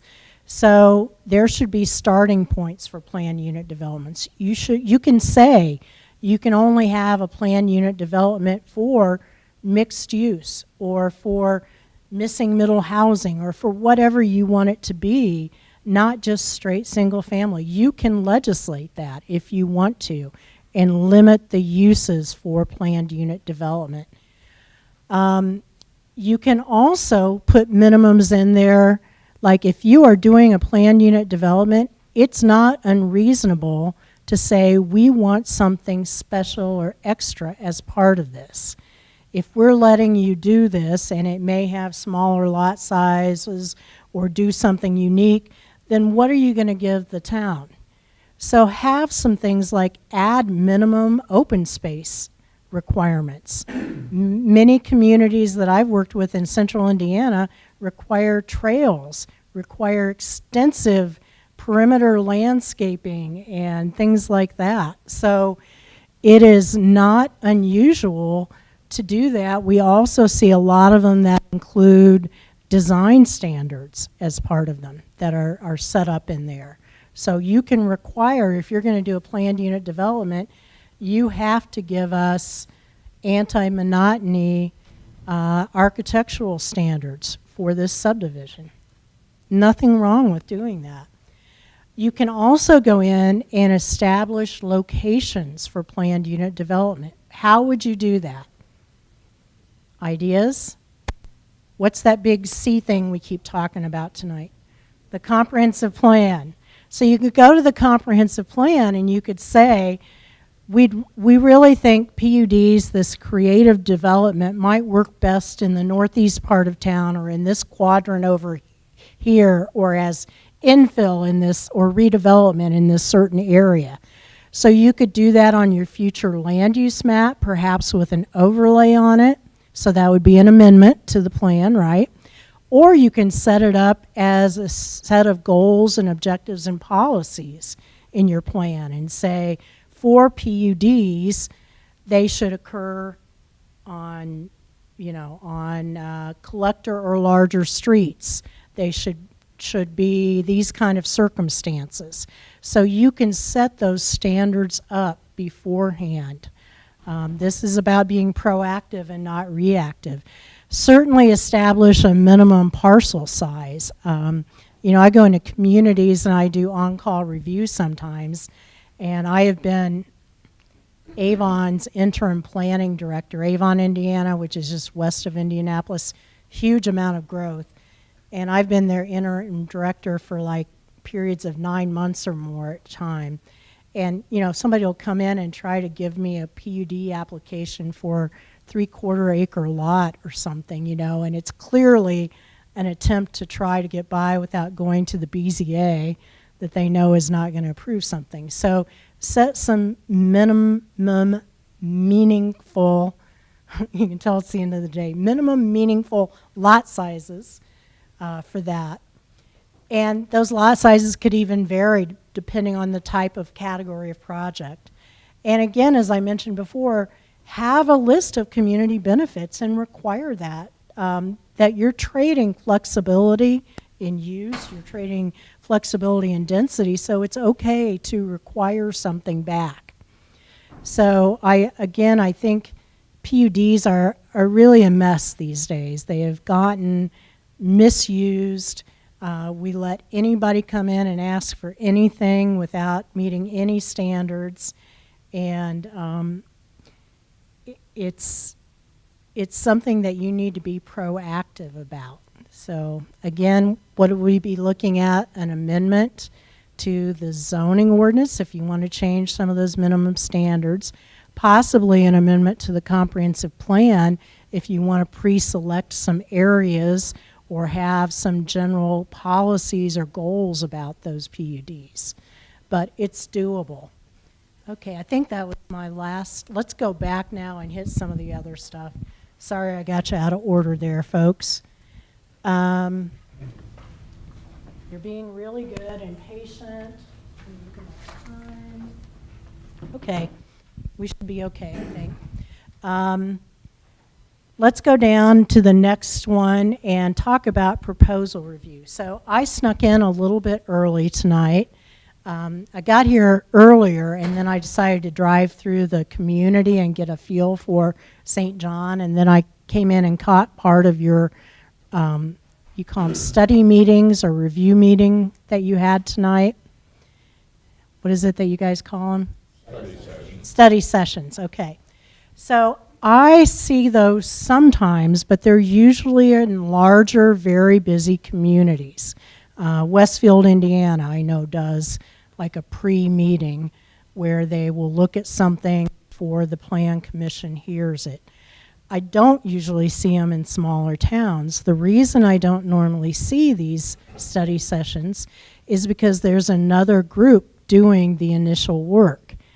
And most communities use something called a technical review committee or technical advisory committee that takes applications and previews them before they ever get to the Plan Commission. And that is usually made up by what your local experts would call them. So police and fire representatives, engineering representatives, health department if you have septic systems that in your community, somebody to talk about drainage, soil and water, utility companies. All these technical experts get together with staff and look at applications when they come in. So when they get to Plan Commission doesn't have to sit there and count the trees. You can look at the bigger picture issues. You've already got recommendations from the fire department saying, you know, we can't get around this building. They need to expand the paving in this corner, or, you know, whatever those things are. They've already done all that review. You can look at the bigger issues, look at the things that are on there. Do they meet all the variance standards or all the special exception standards? You don't have to worry about some of the really basic review. These things work like a charm. I love them. They make a lot of sense. They help the time of the Plan Commission be more efficiently used, because then you can again concentrate on some of the bigger issues and not the little technical issues. If you want to have extra meetings, I would love to see your extra meetings be devoted to things like updating the zoning ordinance in places, or amending parts of the comprehensive plan, or changing your rules of procedure to do certain things, or whatever, more the bigger picture kind of things, than making yourself do all this work. The other thing I want to say about that is part of doing the review is making sure you have everything you need. So taking late submittals or incomplete submittals should not happen. You have deadlines, they're not a secret. You know, people know when they're supposed to submit things. So when they come in late with things and show up at a meeting with something, people haven't had time to review. That's not fair to the town. It's not fair to you to have to do that. It's not fair to the staff to try to react on site. So people will push you as far as they can. As long as your deadlines are reasonable, though, there's no reason not to follow them. So you can actually, I think, cut time out of your process by not having this pre-review meeting and relying on a technical review committee. And I say that because I've seen it happen in many, many other communities. So take the burden off of your local public official shoulders, pass it on to the experts to do some of the technical background work, rely on them. It may take a few tweaks. You may have to say, we need more specific recommendations from, you know, on the streets. We're not sure what we're saying as part of this condition of approval or whatever it is. So it may take some trial and error to get things written in a form in the recommendations where it works for you all. But I think it would save you all headaches, it would save time in the process, and I think you would find that these other participants would be happy to actually have some input, am I right, into what they're going to have to deal with. So that's one of the big recommendations I leave you with tonight, is to really think about that. I've seen it work. Okay.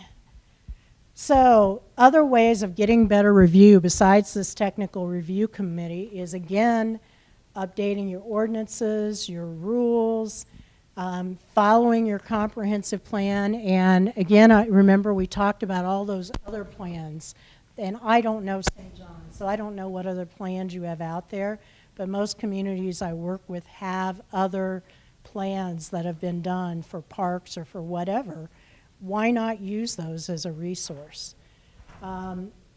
Also, remember those criteria. I would recommend you go back and think, if you're looking at variances of developmental standards, think about adding those 2 extra criteria. Those have been proven in other Indiana communities to help. One thing I see in a lot of small towns, and again, I haven't been here enough to know, is that you go through growing pains. So back in the day, you knew everyone, handshakes meant something, you could take someone at their word, they were local, etc. Now we have growth that's happening with people coming from other places. You don't know the players. You expect something to be done, but it's not. You have to formalize these processes, and you have to get that down, whether that is by making things more explicit in your ordinances or in your application packets or whatever. You have to take that step to do that sometimes, to formalize those things so that you don't get burnt. Ask for additional information. We've already talked about complete applications and being submitted on time, but even a complete application may not give you enough information. If it's a big project, you may need a traffic impact analysis. Or if it's a big project and it's you know, going to have a huge impact on schools, maybe a fiscal impact analysis. One of my old clients is Hendricks County, Indiana, and that is, again, just west of Indianapolis, and they require, at a certain threshold, a fiscal impact analysis for subdivisions of a certain size, traffic impact analysis for subdivisions of a certain size. So to get the information you need, don't be afraid to ask for it. And if it works, then you may want to codify that in the future. Again, you can recommend temporary conditions or those permanent conditions, which are written commitments. To do that, you have to amend your ordinance to set that up. And then the other thing I tell communities, there's no reason to go through all this if you're not going to enforce it. So enforcement is huge. Enforcement and inspections, I go into so many communities where they update their ordinances, they get their approvals done, and then nobody's making sure that it really happens. And so funding that, making sure you've got enough staff for it.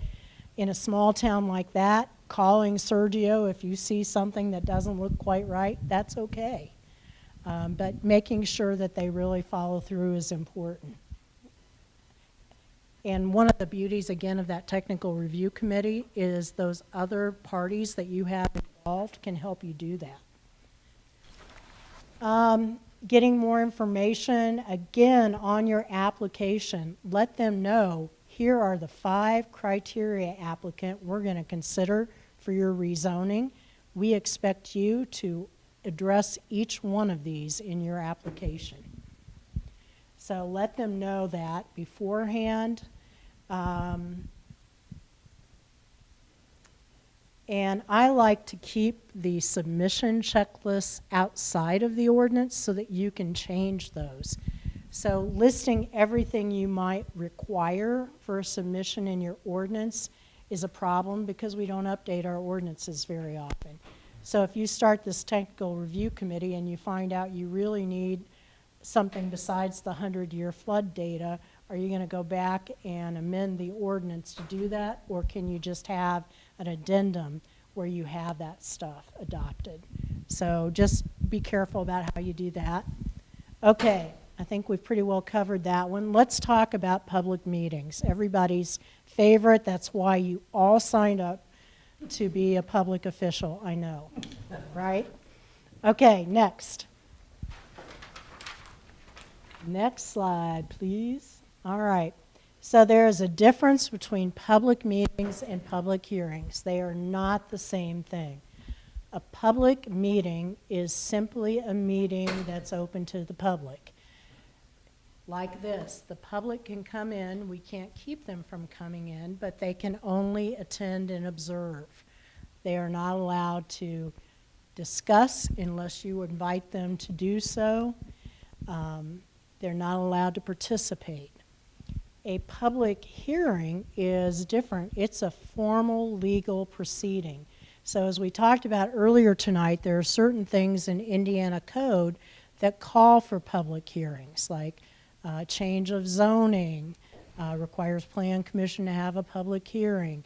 A variance requires the BZA to have a public hearing, those kind of things. So they're a formal legal proceeding to get public comment on a certain matter. And as you do that, let's go on to the next slide, it's important that you understand if you want to get things done, you don't do that at a public hearing, you do that at a public meeting. You do that through work sessions, you do that through subcommittees like we talked about tonight, but don't think that you're going to really accomplish a lot in a public hearing. You're going to be so busy letting people in the public pop up and testify on things, you're not really going to be able to have good discussion. So make sure you have those separate in your mind. Now let's talk about managing those public hearings a little bit more. So public hearings may not be enough, okay? For example, if you look at Indiana code, it says you only have to have one public hearing to adopt a comprehensive plan. Doesn't say you have to have any public meetings. So do you think that one public meeting or hearing is enough for a whole new community comprehensive plan? Probably not, right? We probably need to do more smaller meetings to get public involvement. So just meeting the bare bones of the state code may not always be enough. The purpose of a public hearing is to hear testimony. But if you do it right, you can also educate people at the same time. And we talked about earlier that one of your responsibilities as a public official is to educate people about why you're doing what you're doing, right? So let's look at the next slide. So what you want to do is explain the purpose of the meeting and ground rules. Ground rules have gotten really important to me in the past few years. I saw a big pivot in public behavior. I've been doing this a long time. My hair was a much different color many years ago when I started. And I think the aha moment I had is I was in a church doing a public meeting this time for a comprehensive plan in a community I'd worked in for a long time. We're in the sanctuary of a church, and a man started screaming and using obscenities to someone else who had expressed an opinion, and I just, shut it down right away. I am just not going to put up with that kind of crap. But it made me start thinking, you got to have ground rules now for our public meetings. So it's up to you to figure out what those are. Maybe you say, you'll have a turn to speak at the microphone. Please don't speak otherwise because we'll have a hard time hearing everybody else when it's their turn. No clapping, whatever you want your ground rules to be, okay? But have some. Explain what's on the agenda and how the meeting will work. So if there are any time limits, what the order of business is, if anybody's asked for continuance, those kind of things. Again, people in the audience may be here every month, or it may be the only time they ever come here. And then follow your rules of procedure. That's one of the big problems I see in communities I work with, is nobody's looked at the rules of procedure. They're in some filing cabinet and they haven't been out for many years. Now, luckily, you have an attorney who attends your meetings and is hopefully, and I think he is looking at the rules of procedure, because he told me tonight that you guys had to formally open your meeting. So that's good that you're following your rules on that. But don't follow Robert's Rules of Order. Never try to do that. They're extremely complicated. And, you know, if any of you are a Rotarian or something, they have parliamentarians that help them figure out how to do it. That's too complicated for us. And the problem with that is if you go to court, the judges will first look at procedural kinds of things to see if you followed your own procedures, and that's an easy one to trip up on. A stupid thing like not following Robert's Rules of Order, if that's what your rules say you're supposed to do. So don't even reference them. The other thing I want to talk about is who are my BZA chair and Plan Commission president. Okay, you guys have extra work to do. You have to keep control of the meeting. And that's really hard to do. I get yelled at by someone over there. Yeah, no. And here's the thing. If you let people get up and talk about things that really aren't relevant to your decision that you're making, by letting them talk about it, that makes them think it is relevant. And so then you make your decision, but it doesn't reflect what they talked about, and they're mad and they're confused. So if someone gets up and starts talking about their neighbor's barking dog, then you have to redirect them and say, okay, maybe you need to call animal control about that. On this subdivision, we're looking at issues like drainage and traffic, and do you have any comments about that? So you have to kind of pull them back and redirect them and make sure that the input that they're giving you is relevant. Now, we can also help do that with our surrounding property owner notices that we send out by giving them some hints in that about what the issue is and what they can talk about. And that's something I think we all need to do a lot more work on, is kind of translating that for the public. So again, keeping it focused on relevant issues. You're not being kind if you're letting people talk, you're just confusing them. On to the next slide. You do have to, for a public hearing, formally open and formally close the public hearing. So the time for people to speak is a very concentrated, specific part of the meeting. It is not intended that people can get up and just pop up any time and make a comment. It has to be in this certain period of the meeting, which is the public hearing portion. So if you really want to, you could keep going, public hearing open, let somebody talk, public hearing closed. Public hearing open, 5 minutes later, somebody else says something, public hearing closed. It's a lot more efficient, it makes a lot more sense if you just put it all together in one place and let them know ahead of time that there's a public hearing.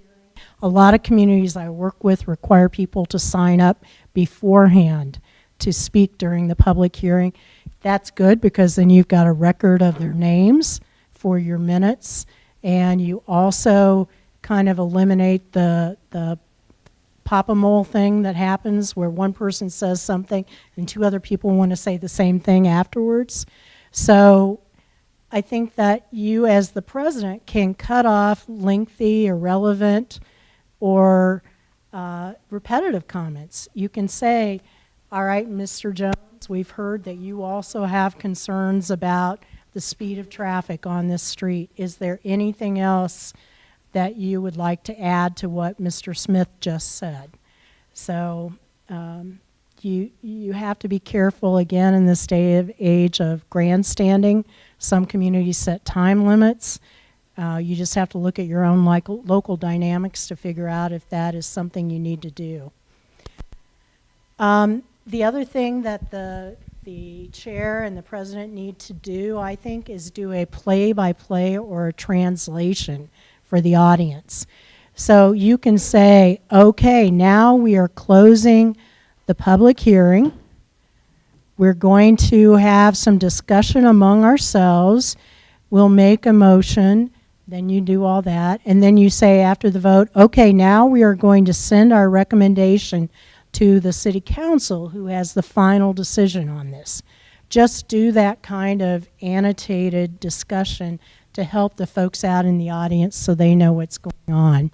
So you may also have to translate sometimes. Like when you say, should this be a PUD? The people in the audience may not know what a PUD is. So you may say what member so-and-so means is this should be a different type of zoning called a planned unit development or something. So just kind of be cognizant of who's in your audience, all right? Now, making a decision, easy part, right? Because we've got all that criteria. So what's the first thing you do? You review the criteria. You have a public discussion. This is a pet peeve of mine. I go to meetings all over the place, and I sit there. There's a presentation by staff, a presentation by the applicant, the public hearing, and then somebody makes a motion and they vote, and there's no discussion whatsoever among the Plan Commission or the BZA. I want to know what's going on. If you've got an issue with criteria number 3, talk about it. If you don't think that this really meets the intent of the landscape ordinance requirement, talk about it. Don't keep those things a secret. And what you say may prompt somebody else in your group who has another question or was afraid to talk. Too often, we think that you have to have a unanimous vote on everything. That's not true. It's okay if you're not unanimous all the time. You guys are all doing this for different reasons. You all have different backgrounds. You all have different experiences. So sometimes you're going to come down slightly different on how you interpret those criteria. And that's okay as long as you don't keep it a secret. You know, talk about it. Say, well, I think this has been met because I've seen this and that. I saw the property values go up in the houses across the street after this happened in my neighborhood. Share that kind of information with each other. Okay, so you're explaining why you're voting that way. So after the public hearing, Plan Commission and BZA have to arrive at a decision or a recommendation, but we have some really complicated issues and things get a little messy. Bear with me just a few more minutes because I think these are super important. Next. Peer pressure. We just kind of talked about this. So you don't want to be the member on the Plan Commission who's uncooperative or not a team player or whatever by bringing something up that nobody's mentioned yet tonight, right? That is ridiculous. You should feel like you can express your experience and your concerns. I'm not saying that you go off and talk about unrelated things to the case, but I'm saying you can talk about things related to the case that may differ from what somebody else just said on the Plan Commission. So if somebody said, I think that the circulation will work just fine on this site, you can say, I was at a similar business in Crown Point last week and cars were backed up onto the street here, and I have some real issues with that. That's okay. You can disagree with each other about the case and about your experiences. There's public pressure Again, small towns, it's really hard. You know everybody. The audience is not always right. You're going to make some decisions that are the correct decision, but they're not the popular decision. So they may not be popular today, but they'll stand the test of time and be the best thing for the community, or will meet the legal requirements. But that may not make you the homecoming king in this town by doing that. So you have to realize that there's public pressure, and for some of us, that's hard to do. If you're the person who has a personality that cannot handle being sometimes shunned by people or having people angry at you when you've been fulfilling your public duty, maybe this isn't the right fit for you, because that's the hard reality of things, is in a small town, it's going to be hard sometimes. You're going to have to follow what the legal requirements are, not what the people in the audience want you to do. And land use changes can generate really emotional responses. For a lot of people, when they're thinking about their home, that's the biggest investment. That's their nest egg. You do something that they get a surrounding property owner, public interested party notice about, they feel impacted, they feel threatened. It can become a very emotional kind of thing. So just be aware of that, and be kind, but also help them understand why you have to do what you do. Help them understand why you're voting the way you're voting. And again, if you don't like your standards, go in and change your ordinances, right? So then there's the developer and business pressure. I touched on this just a little bit earlier. And again, the goal of a development company is to make a profit. They're a business. So making sure they make a profit is not your responsibility. You do not, as a community, have to accept inappropriate, substandard development to be able for them to succeed and make a profit on their development. They will try to make the maximum amount of profit they can. I worked in Columbus, Indiana for about a decade. And I worked for a 3-term mayor, and I worked very shortly for another mayor. That other mayor that came in decided that he wanted to allow more affordable housing, which we were all for until we found out what his definition of that was, which was substandard roads that didn't meet our city road standards. It wasn't smaller lots, it was the infrastructure that he was cutting. And we recommended against it, Plan Commission was against it, Town Council approved it. 5 years later, it was falling apart and looked like crap. I didn't continue working for that mayor. I mean, he got his affordable housing, but the cost long-term to the community was pretty high because the city's in there repairing the drainage, repairing the streets, doing that kind of thing.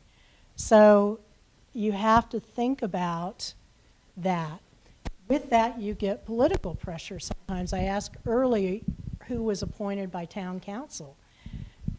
I worked also in one of my past lives for the city of Dallas. And when I was at the city of Dallas, I had a council member who would call me into his office and tell me, I want you to write the staff report to recommend approval on this. And I'd say, I can't do that. And he'd say, you'd better do that. And then I'd have to go report him to my supervisor on up the chain to the town manager or city manager in Dallas. And, it's like we knew he was doing this and he was trying to. I was in my early 20s at the time and I was a Yankee. So, I think he thought he could bulldoze me. But sometimes that happens. And so you have to, if someone's asking you to do something, you have to be able to say, you appointed me to this position to do a certain job. I am going to do that job. I appreciate it if you disagree with me when it comes to you to review at town council or whatever, then I realize you are looking at some different issues, like you're looking at budget issues, which I don't have to look at. Maybe we need a new fire station in that part of town, whatever. but I respectfully reserve the right to vote what I think is the best vote here. Easier said than done, but I kind of have walked in those shoes, and it's a little scary sometimes. That may not happen here. Sometimes it does. Community pressure. Again, it's that small town kind of thing. We've talked about ex parte contact and trying to avoid that. Remember, you're working for the overall public good. It's not individual-based decisions. So this is really hard when you get the sweet little old lady who comes before you and wants to do something, and, you know, very nice person or whatever. You have to step back and say, this is what she wants, but what is going to be best thing for the community as a whole? And it's hard to be tough like that, and it's hard to say no to people sometimes. You know, I've been in all kinds of meetings. I've seen people break down in tears. I was in a meeting in Greenwood one time where a woman said she was going to commit suicide if they approved something. And I was in one in Bloomington where we had a sit-in at the podium.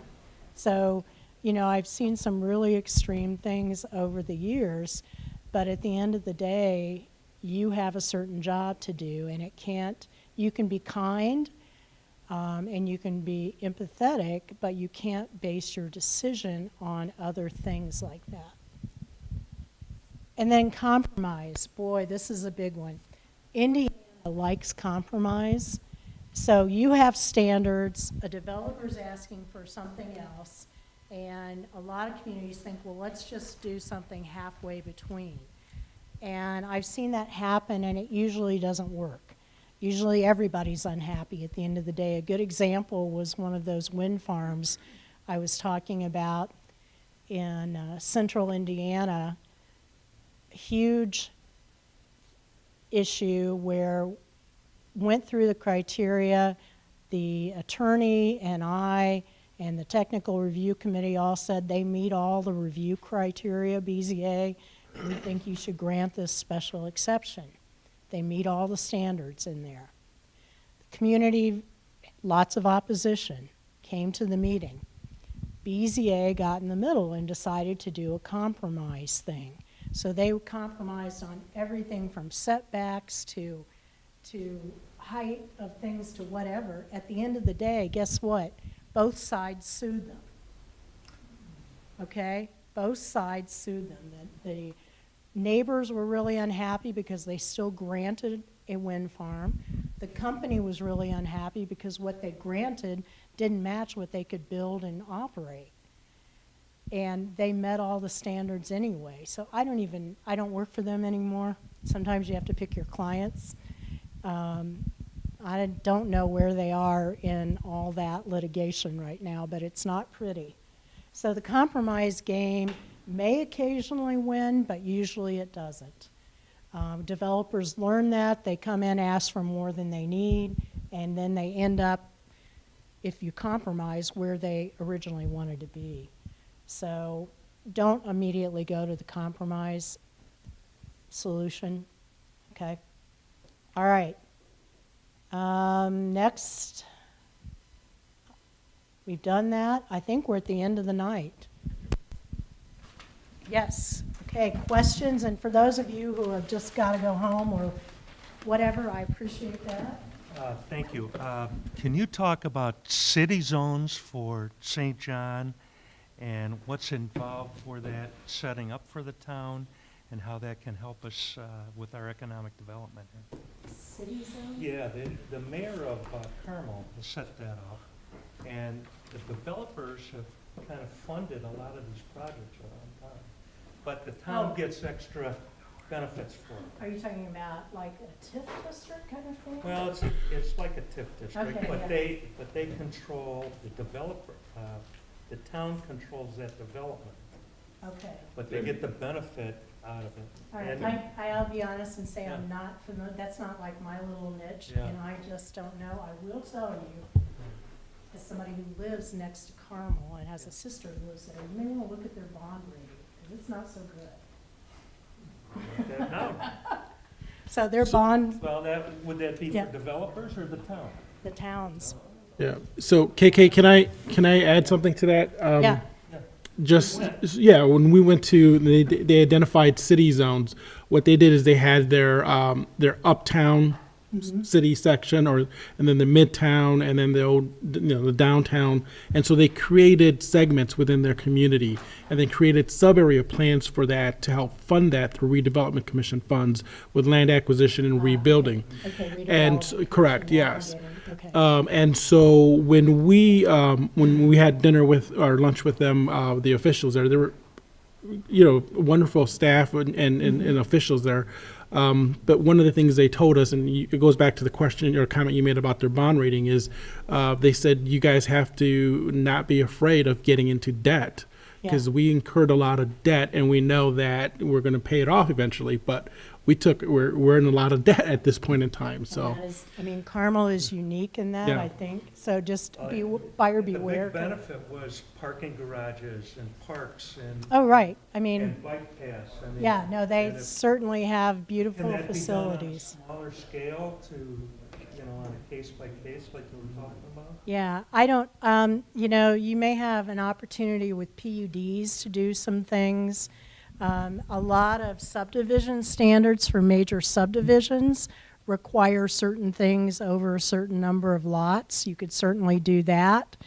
Getting into the trails or things like that, the open space, that kind of thing. So there's a certain amount you can do. You have to be a little careful with, if you're not using impact fees, what you're making them like donate to you or pay for or something. There's a little bit of a legal challenge there, so just navigate that carefully. And again, I'm not on the financial side of things. I don't usually work with the redevelopment commissions, so that's not my bailiwick.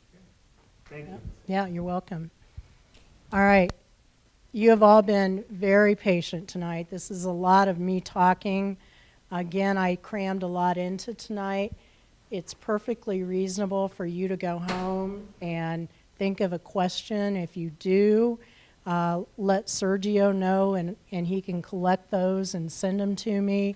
It may even be at your next meeting that you think, oh, I wish she would have told us about this, or give us an example of somebody who does this, or whatever. That's fine. Feel free to reach out to me and do that. And again, I'm an expert because I'm from 50 miles away and I've got silver hair. So I just know where some of the bodies are buried, and I've seen a lot. So good luck to all of you. Thanks for being here.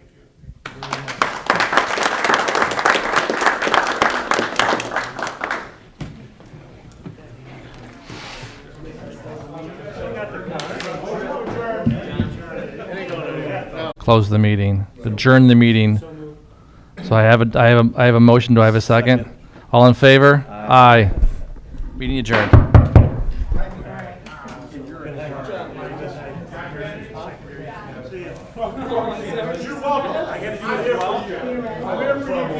Announce for BZA, does that make a difference? Motion by Joe, second by Bob. Hold on just a moment, folks. Hold on. Sorry. Go ahead. I need a motion to adjourn the Planning Commission special meeting. I got a motion by Joe Gomestego, seconded by Bob. All in favor, say aye.